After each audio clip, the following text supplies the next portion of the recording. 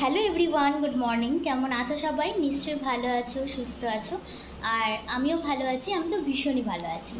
আর আমার ব্যাকগ্রাউন্ড দেখে বুঝতেই পারছো আমি কোথায় আছি। আমি আছি বাড়িতে। 1 বছর পর আমি ভাইজ্যাগ থেকে বাড়ি আসলাম।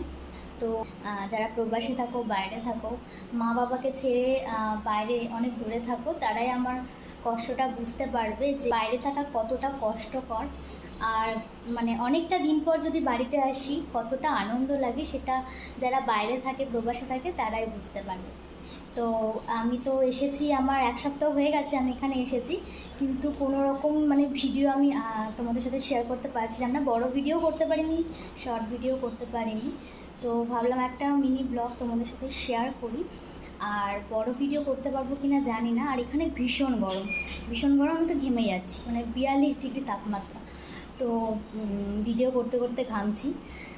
আর তোমাদের সাথে শেয়ার করবো ছোটোখাটো ভিডিও, বড় ভিডিও করতে পারবো কি না জানি না, কারণ অনেক জায়গায় সব রিলেটিভদের বাড়ি যেতে হচ্ছে।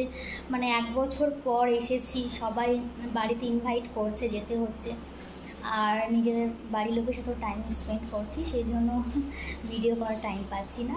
আর এই ভিডিওটা আমি এখানে এন্ড করে দিচ্ছি, কারণ ভিডিওটা বেশি লেন্দি করছি না, তোমাদের জাস্ট জানিয়ে দিলাম।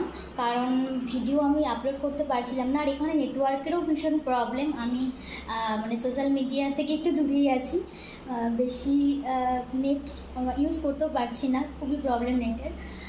তো যেটুকু পারবো তোমাদের সাথে শেয়ার করব।